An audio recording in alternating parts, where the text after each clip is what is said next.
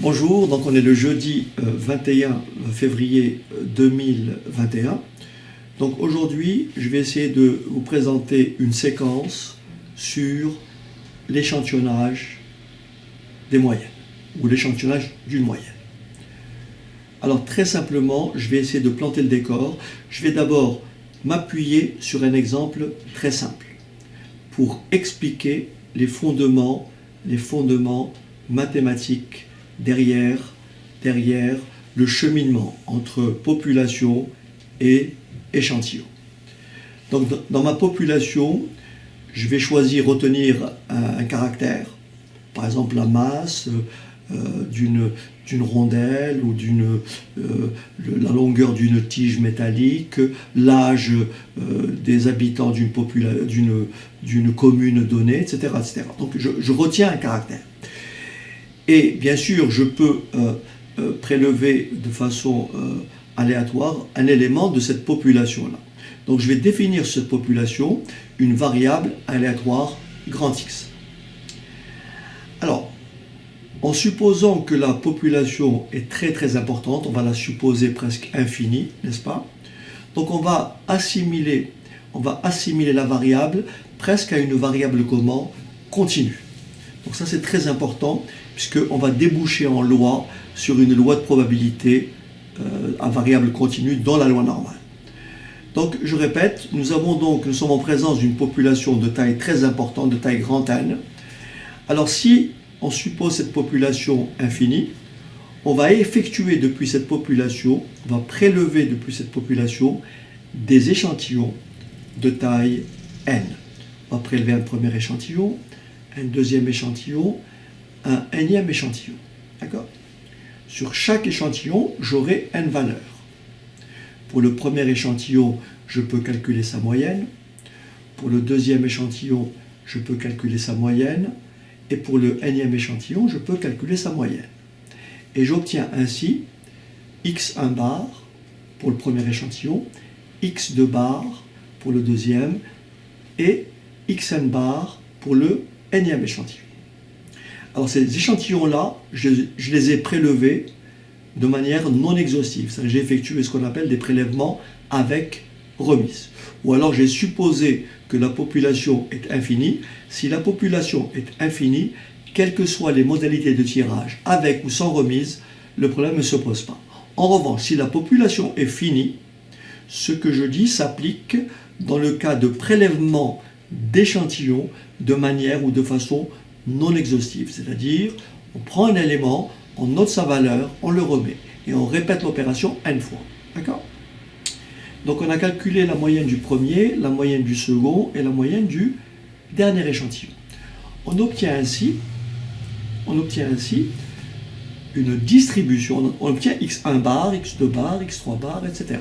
On obtient donc une série statistique qui est composée de moyennes. Et donc ça s'appelle une distribution d'échantillonnage des moyennes. On va pouvoir calculer deux paramètres.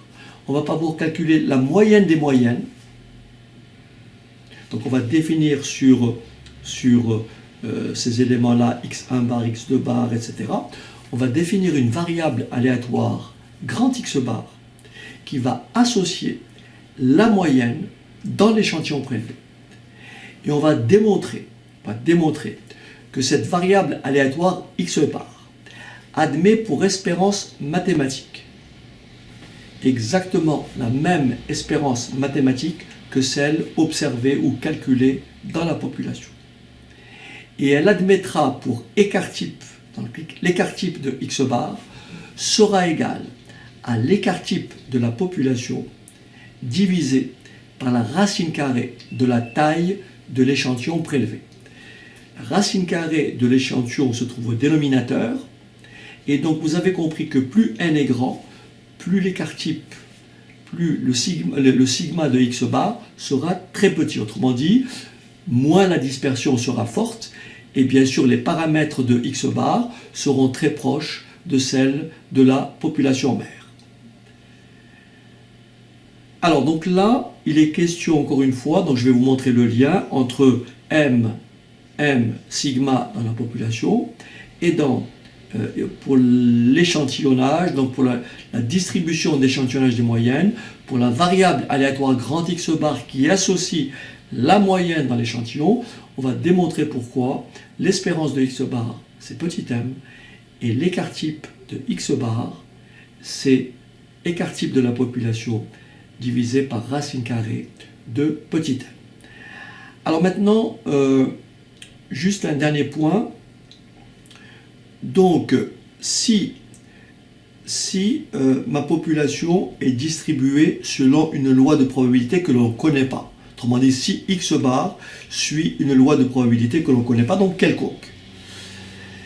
Et dans ce cas-là, il faut que la taille de l'échantillon prélevé soit au minimum égale à 30 pour que X bar, la variable aléatoire X bar, effectivement on dira que dans ce cas-là, si n est supérieur ou égal à 30, alors la variable aléatoire X bar qui associe la moyenne de l'échantillon prélevé, la variable aléatoire X bar va suivre une loi normale de paramètres m, moyenne de la population, et d'écart type de la population divisé par la racine carrée de la taille de l'échantillon prélevé.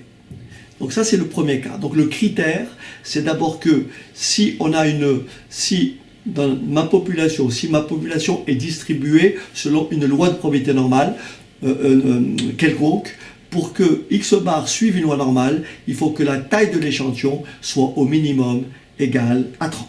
Mais en revanche, si ma population est distribuée selon une loi normale, alors quelle que soit la taille de l'échantillon prélevé, la variable aléatoire X bar sera distribuée pareil selon la loi normale que j'ai précitée, c'est-à-dire de paramètres m et d'écart type de la population divisé par la racine carrée de la taille de l'échantillon prélevé.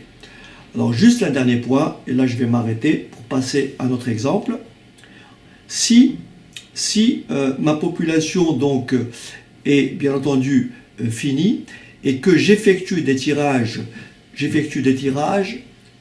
exhaustifs, autrement dit j'effectue des tirages sans remise. Dans ce cas-là, il faut donc modifier le paramètre calculé, l'écart type calculé dans X bar, c'est-à-dire sigma population sur racine carrée de n. Il faut multiplier cet écart type, donc observé comment dirais-je, l'écart type de X bar sera dans ce cas-là égal à écart type de la population divisé par racine carrée de la taille de l'échantillon multiplié par un facteur d'exhaustivité. Et le facteur d'exhaustivité, il se calcule comment? C'est la racine carrée de grand N étant la taille de la population, moins petit n, taille de l'échantillon, sur grand N, taille de la population, moins 1. Et vous remarquez bien que si grand N tend vers plus l'infini, si vous faites un calcul de limite, vous voyez que nous avons une fonction rationnelle, grand N moins petit n au numérateur, grand N moins N moins 1 au dénominateur. Je prends les monomes de plus haut degré, au numérateur j'ai grand N, au dénominateur j'ai grand N, et comme grand N tend vers plus l'infini, je simplifie grand N par grand N, ça me fait 1. Donc vous avez compris que si la population est infinie, le coefficient ou le facteur d'exhaustivité sera tout simplement, va tendre vers quelle valeur? Vers 1. Allez, on va passer à notre exemple, qui j'espère sera... Donc encore une fois, n'hésitez pas, si vous pensez que cet exemple-là n'est pas suffisant, n'hésitez pas à commenter et j'essaierai peut-être de le clarifier davantage. Donc je vais m'appuyer sur un exemple simple et on va généraliser le résultat. Donc ça sera simplement aujourd'hui distribution d'échantillonnage d'une moyenne. Ok. Très bien, donc on va démarrer le cours et qu'on va intituler donc échantillonnage des moyennes. Donc on va s'appuyer sur un exemple simple. Alors on va considérer une population de taille grand N. Donc population de taille grand N égale 3. Donc on a une population de taille grand N égale 3. Et donc on va s'intéresser à la distribution d'échantillonnage Donc distribution d'échantillonnage. Distribution d'échantillonnage.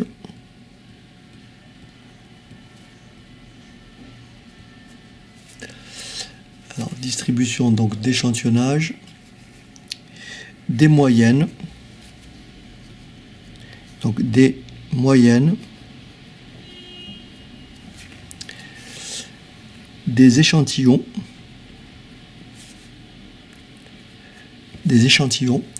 non exhaustifs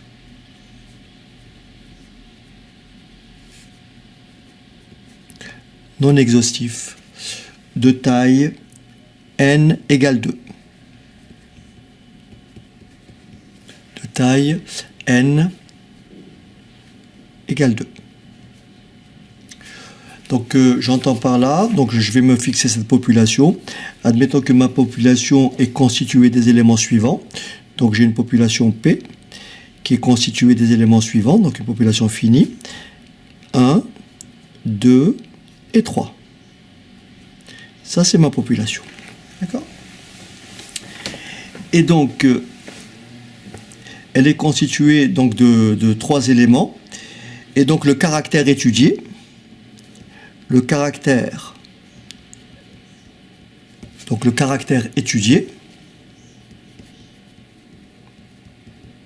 d'accord ? Le caractère étudié est tout simplement le nombre lui-même. Et le nombre lui-même. Donc ça, si ça avait été, par exemple, je ne sais pas, si ça avait été, on va dire, les durées possibles d'une tâche, eh bien, le caractère étudié, ça va être la durée. Donc ici, c'est des nombres 1, 2, 3. Donc on va écrire, depuis cette population-là, on va donc extraire des échantillons de taille 2, mais on va effectuer donc des tirages comment ? On va effectuer des tirages comment ? Avec remise, puisque je considère les échantillons comme non exhaustifs. Alors on va donc extraire nos échantillons, bon, on le fera juste après, mais avant on peut effectivement s'intéresser à cette population-là, et si on définit la variable aléatoire grand X, d'accord, qui associe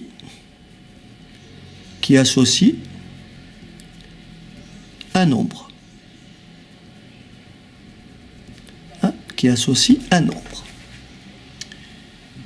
Donc il est clair que les valeurs prises par grand X sont respectivement 1, l'univers image, x de oméga, les valeurs prises par grand X, c'est 1, 2 ou 3. Et donc on peut aisément calculer la probabilité que x égale 1. Bon, on a tout de suite compris que la probabilité que x égale 1 est tout simplement égale à la probabilité que x égale 2 et tout simplement égale à la probabilité que x égale 3. Et bien sûr, cette probabilité-là est tout simplement de 1 sur 3. Probabilité 1 tiers.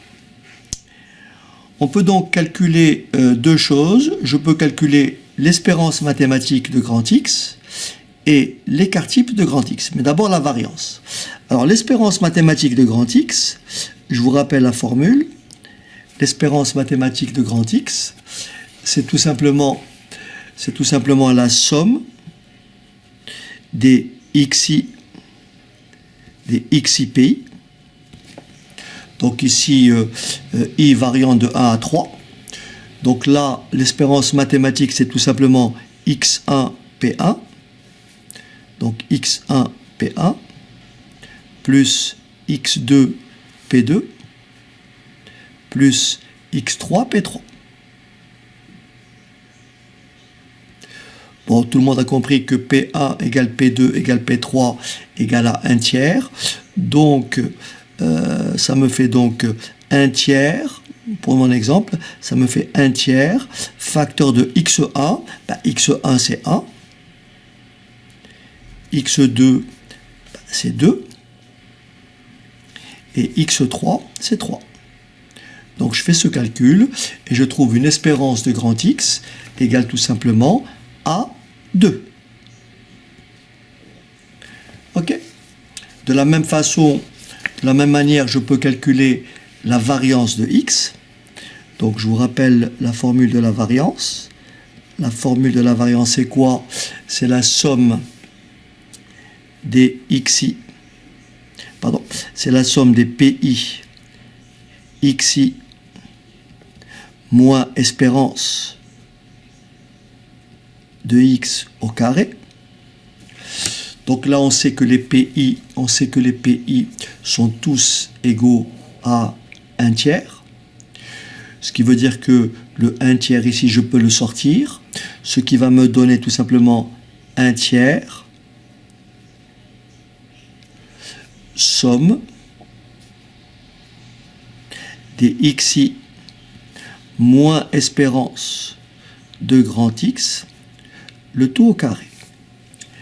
Alors bien sûr, je vais remplacer donc XI par respectivement 1, 2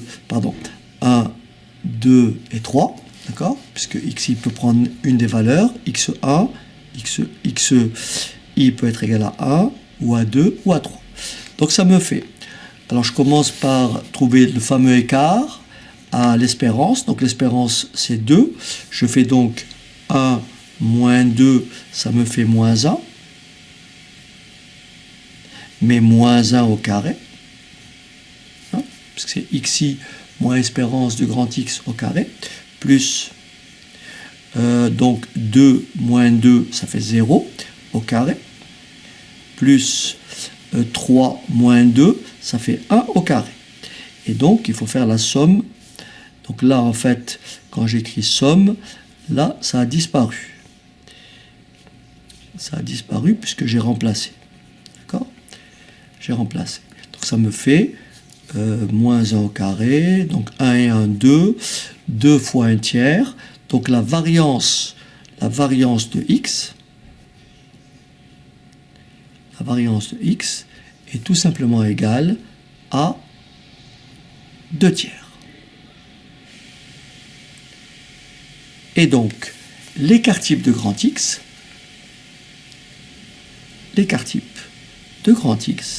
c'est la racine carrée de 2 tiers. Voilà. Donc, j'ai ma population, d'accord? J'ai donc ma population qui suit une loi de probabilité. Donc, j'ai ma population sur laquelle on a défini une variable aléatoire grand X, d'accord? Sur laquelle on définit une variable aléatoire grand X, dont l'espérance de grand X est égale à 2, et l'écart type de grand X est égal à racine carrée de 2 sur 3. Donc voilà notre point de départ. Maintenant, depuis cette population, on va extraire tous les échantillons de taille 2, d'accord? Mais en effectuant ce qu'on appelle des tirages avec remise. Alors, donc, je vais commencer par extraire un premier échantillon. Donc, je peux prélever le 1. Oui, je peux prélever le 1 puis le 1. Je peux prélever le 1 puis le 2. Je peux prélever le 1 puis le 3. Maintenant, je peux aussi prélever le 2 puis le 1. Le 2 puis le 2. Et enfin, le 2 puis le 3 pour la deuxième série. Je passe maintenant au troisième élément, donc je peux prélever le 3 puis le 1. Je peux prélever le 3 puis le 2. Et je peux prélever le 3 puis le 3.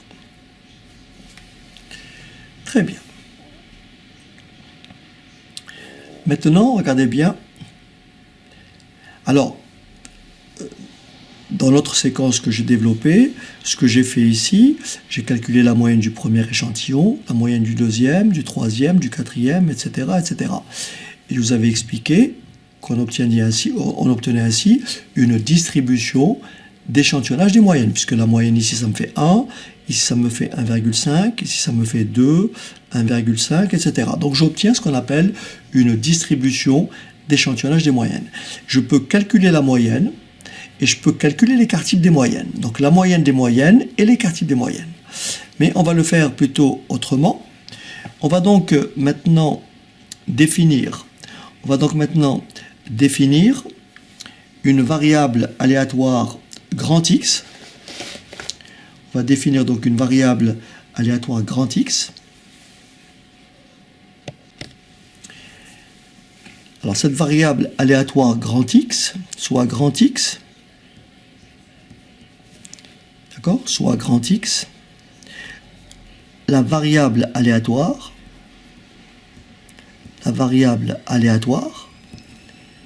qui associe, alors attention bien, qui associe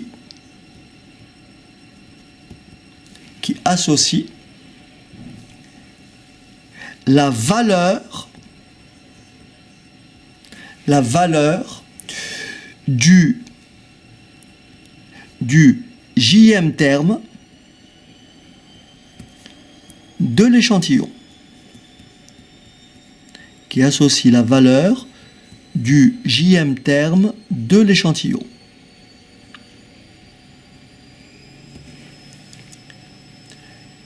Et donc on aura pour ça soit, alors pas x, mais soit xj, soit xj, la variable aléatoire qui associe la valeur du JM terme de l'échantillon. On a donc, comme on a un échantillon de taille 2, on aura donc grand X1 qui va associer la valeur du premier terme de l'échantillon. On a donc X1 et X2. Et X2, c'est quoi? C'est la variable aléatoire qui va associer le deuxième terme de l'échantillon. Donc ici, X1 prend quelle valeur? Quels sont les premiers termes de tous les échantillons qu'on a? Je les lis. D'accord? Les premiers termes, quels sont-ils? J'ai le premier. Alors, on peut avoir le 1 en premier, on peut avoir le 2 en premier terme, et on peut avoir le 3. Donc, les valeurs prises par X1 sont 1, 2 ou 3. Maintenant, la variable aléatoire X2, elle associe quoi? Tous les nombres, d'accord? Les deuxièmes nombres de chaque échantillon, puisque l'échantillon est de taille 2, donc j'ai les nombres en première position, et j'ai les nombres en deuxième position. En deuxième position, j'ai quoi? J'ai le 1 encore une fois, je peux avoir le 2, et je peux avoir le 3. Donc X2 peut prendre des valeurs 1, 2 et 3. D'accord? Après, bien sûr, on va généraliser donc cette écriture. Donc là, je travaille avec un exemple tout simple. Donc tout le monde a compris que ça, c'est une variable aléatoire, et ça aussi. Elle ressemble exactement à notre variable aléatoire qu'on a observée dans la population. Donc ici, je peux calculer comme tout à l'heure. Je vois que P de X1 égale P de X1 égale 1, et forcément égal à P de X2 égale 2, égal à P de X1 égale 3, égal à 1 tiers. Ici, pareil, P de X2 égale 1, est égal à P de X2 égale 2, est égal à P de X2 égale 3, égale aussi 1 tiers. Donc je peux calculer l'espérance de X1, comme je l'ai fait pour la population, et je vais trouver combien? Je vais trouver tout simplement 2. Alors, que je ne dise pas de bêtises.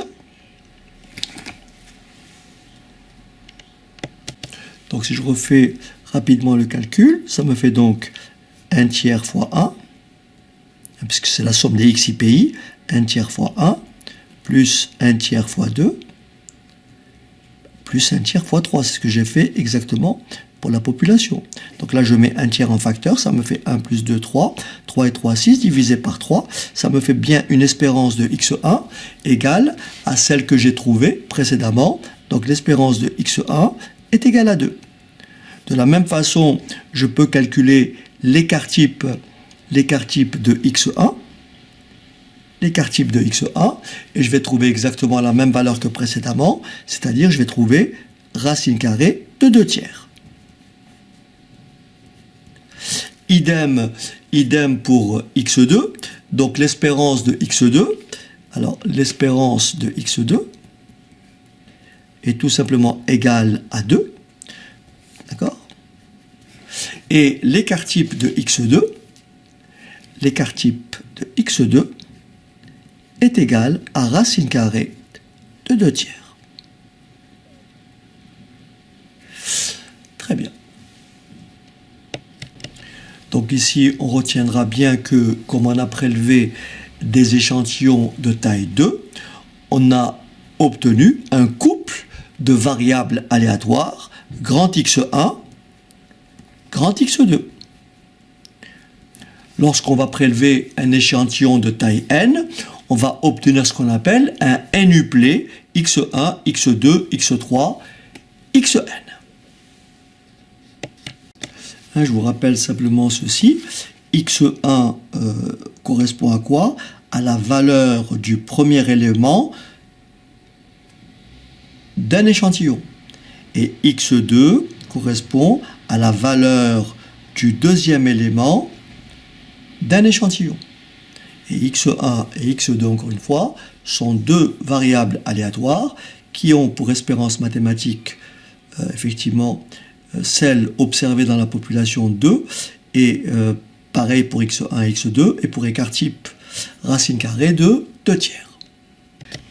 Donc ici, sur l'ensemble des échantillons, donc grand E, on a donc défini deux variables aléatoires, x1 et x2. Mais on peut aussi définir d'autres variables aléatoires qui sont construites à partir de x1 et x2. Je peux par exemple définir la somme des deux variables. Donc il en résulte bien entendu que la loi de probabilité de cet ensemble de variables est déterminée par la connaissance des lois des variables xj, donc ici x1 et x2. Alors, qu'est-ce qu'on remarque? On remarque que n'importe quel élément quelconque de la population, rappelez-vous la population qui est constituée de 1, 2, 3, donc un élément quelconque de la population peut constituer le premier élément d'un échantillon, et cela n fois. Si dans la population j'ai n valeurs, donc cet élément peut se répéter n fois. Donc on en déduit que la variable aléatoire, par exemple x1, qui est définie sur l'ensemble des échantillons, d'accord, a bien sûr la même loi de probabilité que grand X. Grand X étant la loi de probabilité observée dans la population. Il en est de même pour x2.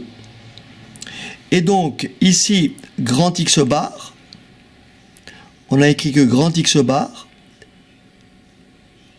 Alors, je peux maintenant, si vous voulez bien, calculer l'espérance de X bar. Et je vais appliquer les règles donc, que j'ai développées, vous les retrouverez sur opération sur les variables aléatoires. Donc comme x1 et x2 sont deux variables aléatoires indépendantes, donc l'espérance de x bar, c'est 1/2 que multiplie espérance de x1 plus x2. Ce qui va me donner tout simplement 1/2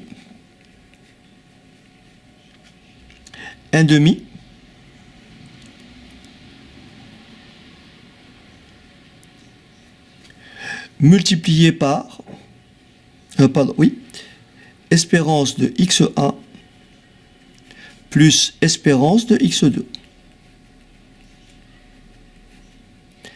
Mais on sait que espérance de x1 est tout simplement égale à l'espérance de grand X. Et espérance de x2 est égale à l'espérance aussi de grand X. Donc là, j'ai effectivement un demi que multiplie espérance de grand X plus espérance de grand X, c'est-à-dire 2 fois espérance de grand X. 2 fois espérance de grand X. Et je simplifie par 2, ce qui me donne l'espérance de grand X bar, c'est tout simplement espérance de grand X, qui est égale à quoi? À petit m. D'accord? Donc voilà pour l'espérance. Maintenant, si je reprends toujours x bar égale à 1 demi de x1 plus x2, je vais maintenant calculer la variance de x bar. Alors je réécris mon opération puisque j'ai besoin de l'espace. Donc j'ai au départ x bar. Alors je vais l'écrire comme ça. X bar égale à 1 demi de x1 plus 1 demi de x2.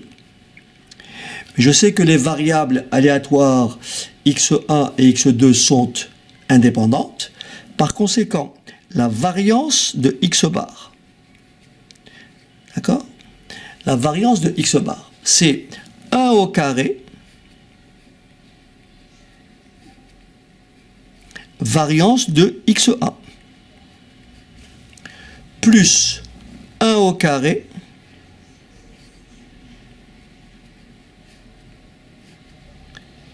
variance de x2.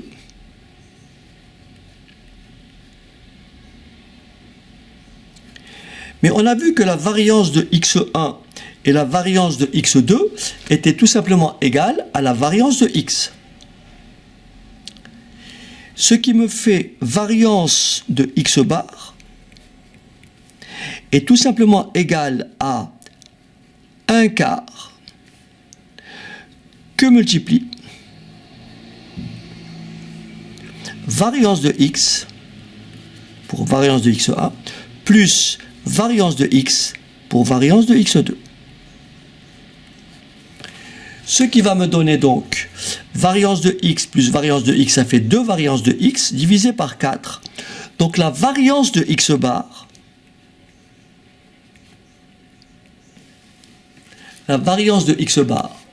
c'est tout simplement 1 demi de la variance de x. 1 demi de la variance de x. Maintenant, on va déduire l'écart type de x bar. Alors, est-ce que j'ai de la place ici? Oui. Donc, l'écart type de x bar,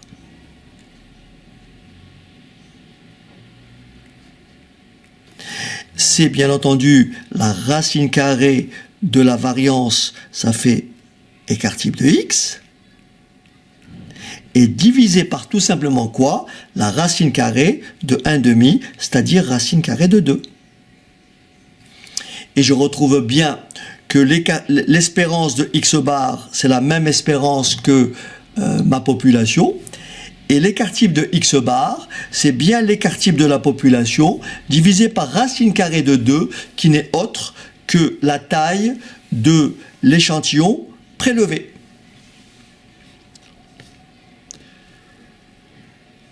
Voilà, donc si vous voulez bien, on va simplement formaliser tout ça et généraliser pour un échantillon prélevé d'une population quelconque. Alors maintenant, on va généraliser, donc on va considérer une population dont les éléments possèdent un caractère donc mesurable, qui est la réalisation d'une variable aléatoire grand X, qui suit une certaine loi de probabilité. Et donc cette loi de probabilité admet pour moyenne donc espérance de grand X petit m, d'accord, espérance petit m, et écart type de grand X sigma. Donc ça c'est l'écart type de la population. Donc on va supposer que la population est infinie, ou si la population est finie, que l'échantillonnage s'effectue avec remise. Autrement dit, je vais considérer des échantillons non exhaustifs. Donc je répète, on va supposer que la population est infinie, ou si bien sûr la population est finie, on effectuera donc des prélèvements d'échantillons avec remise. Donc on va prélever des échantillons de taille, on va prélever donc des échantillons de taille petit n, et on va donc mesurer les valeurs de grand X sur chaque élément de l'échantillon. Donc quand je vais prélever un échantillon de taille n, je vais avoir des éléments, par exemple, un élément x1, x2, etc., etc. Ça, c'est mon échantillon de taille n. Et donc ces valeurs-là, bien sûr, ce sont des valeurs qui ont été observées dans la population. D'accord? Alors, on va prélever donc, ça c'est mon premier échantillon, on va prélever un deuxième échantillon, que j'appellerai x1, puis je mettrai prime, x2, prime, etc., xn, prime. Et je vais prélever ainsi de suite des échantillons, donc x petit n 1, x petit n, entre parenthèses, vous voyez, petit n 2, etc.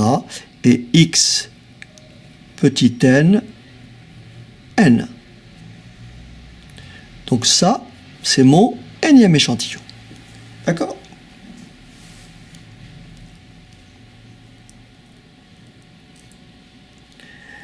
Alors maintenant, on va s'intéresser, comme je dis, on va s'intéresser au premier élément de chaque échantillon, au deuxième élément de chaque échantillon et au nème élément de chaque échantillon.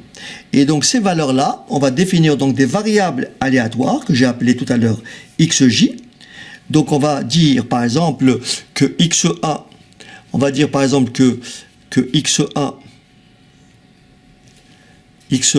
virgule x'1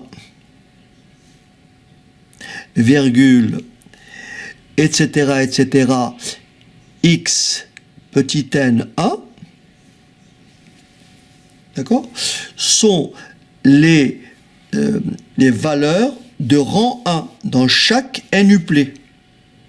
Et après, je vais m'intéresser aux valeurs de rang 2. D'accord? Donc ces valeurs-là vont être, c'est les valeurs d'une variable aléatoire que j'ai appelée tout à l'heure x1.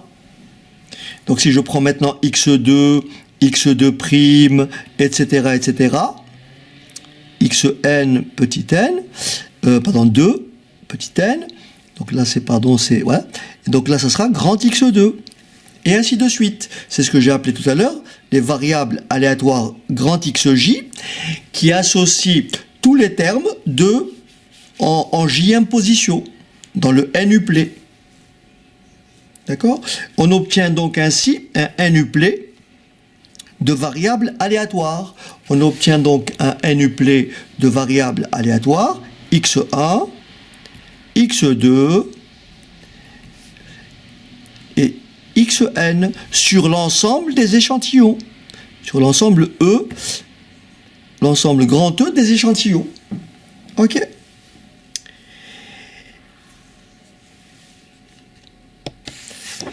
Très bien. Donc maintenant, on peut considérer d'autres variables aléatoires à partir de celle-ci, à partir donc de grand x1, virgule grand x2, grand xn.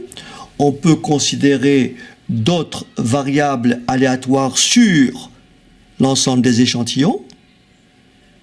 D'accord? Donc construites à partir de ces variables aléatoires xj. Alors je peux définir la variable aléatoire Sn, qui est tout simplement égale à x1 plus x2 plus xn. D'accord?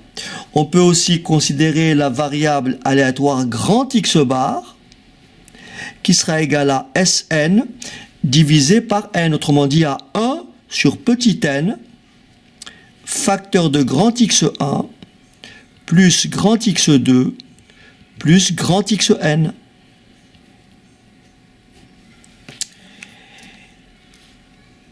Donc les échantillons d'effectifs petit n étant non exhaustifs,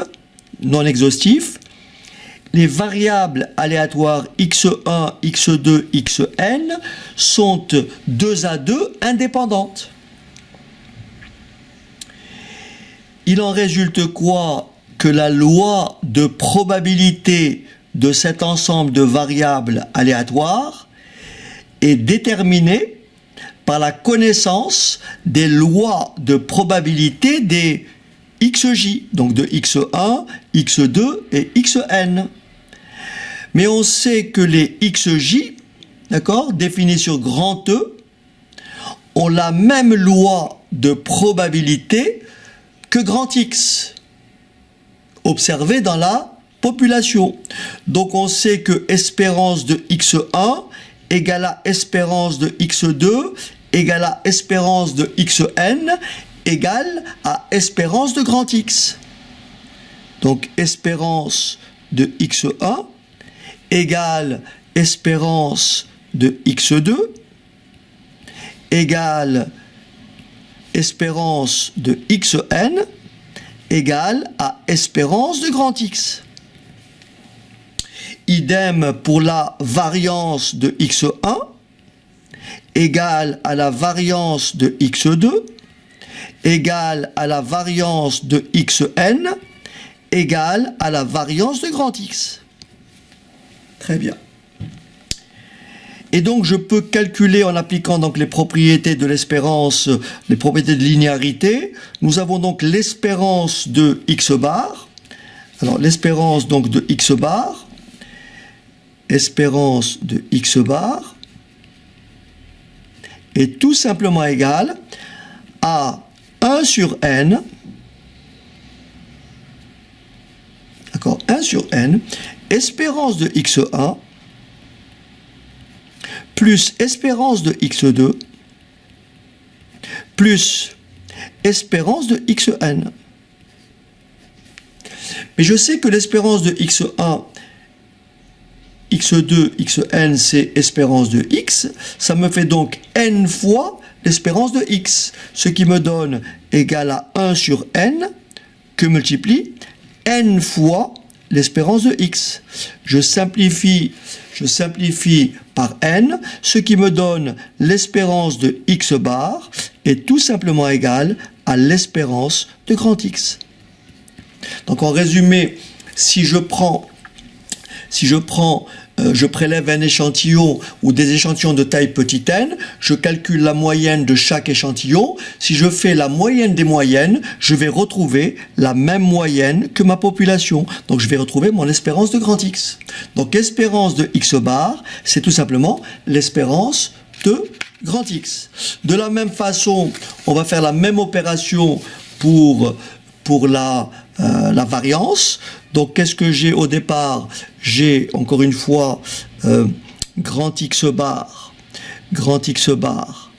est égal à 1 sur n. Grand X bar est égal à 1 sur n grand X1 plus grand X2 plus grand Xn.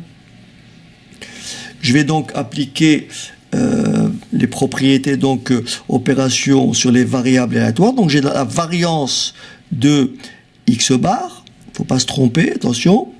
En fait, le 1 sur n, il se retrouve ici. Ça me fait donc, si je calcule, ça me fait...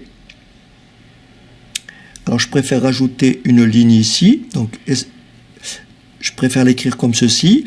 1 sur n grand X1 plus 1 sur n, pour que vous voyez très bien, grand X2 plus 1 sur n grand Xn.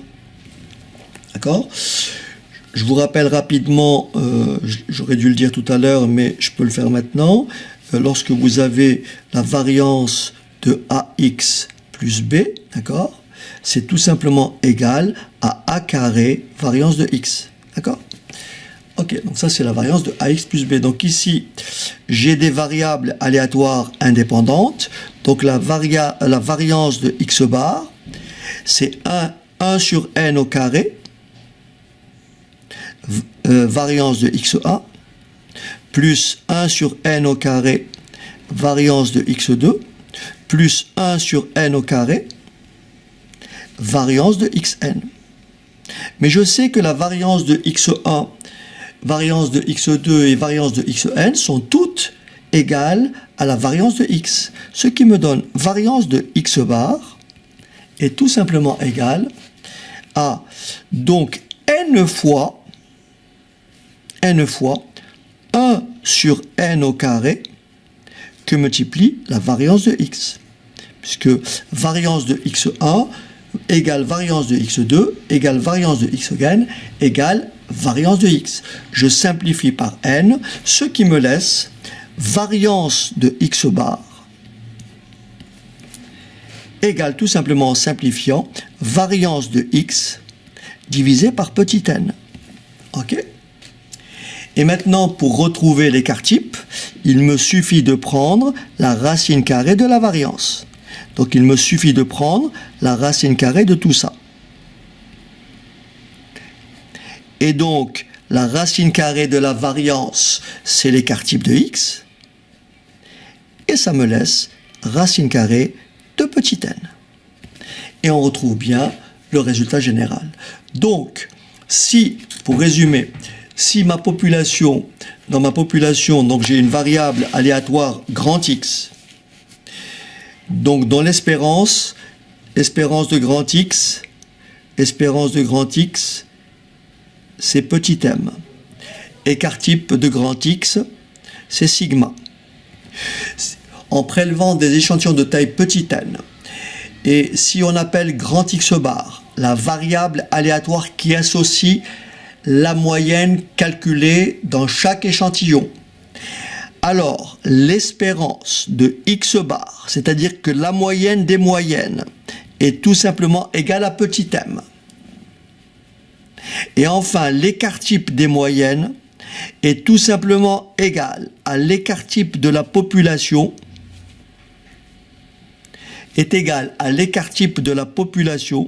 divisé par la racine carrée de la taille de l'échantillon prélevé. Donc si vous permettez, je peux écrire ici écart type pop, si vous préférez. Voilà. Donc voilà ce qu'il faut retenir. Maintenant, on va affiner notre résultat. Parce qu'avec ça, on ne fait pas grand-chose. Alors maintenant, on va définir la loi de la variable aléatoire X bar. Loi de la variable aléatoire X bar. Variable aléatoire X bar. Alors, il faut savoir ceci. Dans les problèmes donc, de statistiques inférentielles, donc l'effectif de la population, en général, est supposé très grand. L'effectif de la population grand N est supposé très grand. D'accord? Donc, lorsque vous avez une population où l'effectif est très important, d'accord? Donc en fait, les valeurs prises, l'exemple que j'ai pris, quand j'ai pris une population composée des éléments 1, 2, 3, la distribution, elle est discrète. Les valeurs prises par les éléments de la population sont des éléments, c'est un phénomène discret puisque c'est des valeurs isolées. Mais si vous avez un nombre très très très important de valeurs, eh ben la variable aléatoire donc assimilée à cette population est considérée donc comme continue. Donc ça c'est très important. Donc le premier résultat qu'il faut retenir, le premier résultat le plus simple, donc si dans ma population, si grand X est distribué selon une loi normale. Donc si grand X suit la loi normale de paramètres M écart type. Donc si grand X suit la loi normale de paramètres M écart type, c'est-à-dire que l'espérance de grand X c'est M et l'écart type de grand X c'est sigma. Mais grand X est distribué selon une loi normale. Alors, il faut savoir que dans ce cas-là, la variable aléatoire x bar,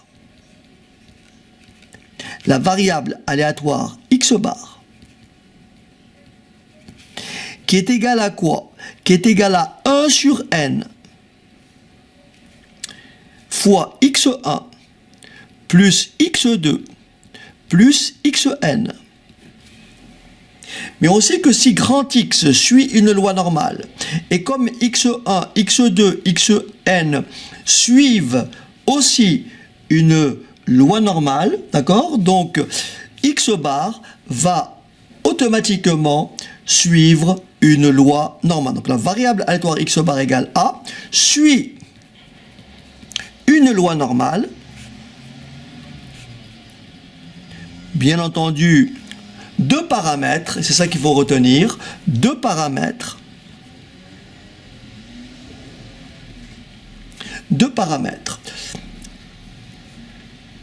Espérance de x bar égale à petit m et écart type de x bar égale à sigma divisé par racine carrée de petit n. Donc tout simplement, je vais écrire ceci. Grand X bar suit une loi normale qui a pour paramètre petit m sigma sur racine carrée de petit n. Voilà le cas le plus simple. Distribution normale dans la population. La variable aléatoire grand X bar suit aussi une distribution normale et ces paramètres sont bien sûr les paramètres qu'on a déterminés précédemment. Maintenant le deuxième cas, si on n'a aucune connaissance, comme ça a été le cas aujourd'hui, si on n'a absolument aucune indication sur la loi de probabilité de grand X, et dans ce cas-là, on dira que donc au départ dans ma population, c'est une population qui suit une loi de probabilité quelconque. Dans ce cas-là, on dira que si petit n, donc la condition est importante, si la taille de l'échantillon est suffisante, si petit n est plus grand que 30, et à cette condition seulement, si petit n est supérieur ou égal à 30, alors grand X bar va aussi suivre cette loi normale. Donc, si loi normale dans la population, aucune condition quant à la taille de l'échantillon pour X bar. Si dans ma population, j'ai une loi de probabilité qui n'est pas connue, alors pour que X bar suive une loi normale, il faut impérativement que l'effectif soit au minimum égal à 30.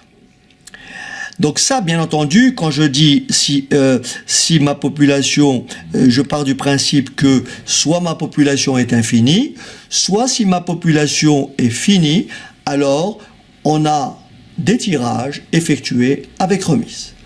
Maintenant, qu'en est-il si ma population est finie et que les tirages qu'on effectue sont des tirages exhaustifs, c'est-à-dire des tirages effectués sans remise.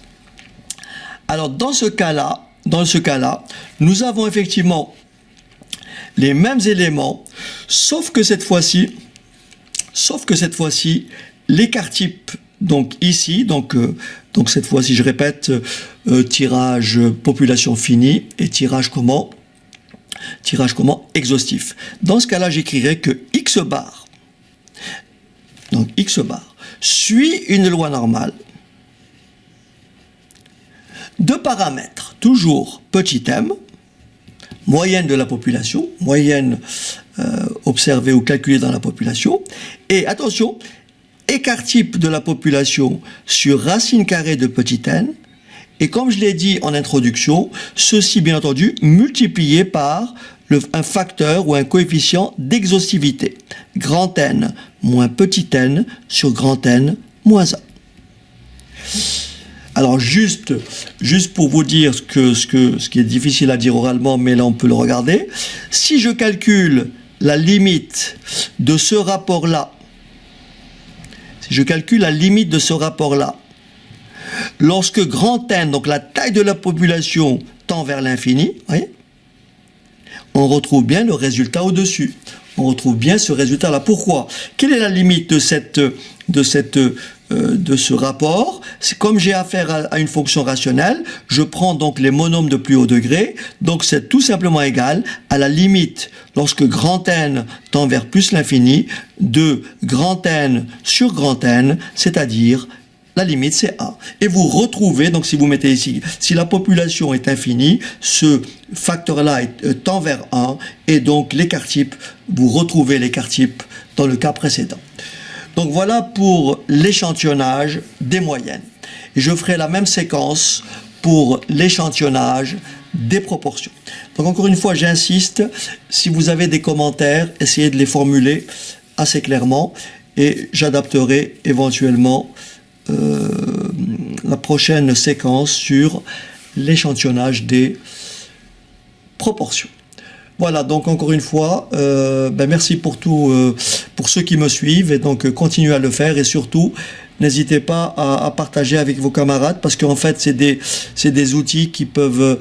Mon intérêt, c'est que ça serve le plus grand nombre, que ça soit simplement, que ça soit utile pour le maximum de personnes qui, effectivement, suivent des formations liées à tout ce que je fais. Donc j'essaie de toucher un peu à tout pour essayer de satisfaire le plus grand nombre. Voilà, je vous dis à très bientôt et portez-vous bien.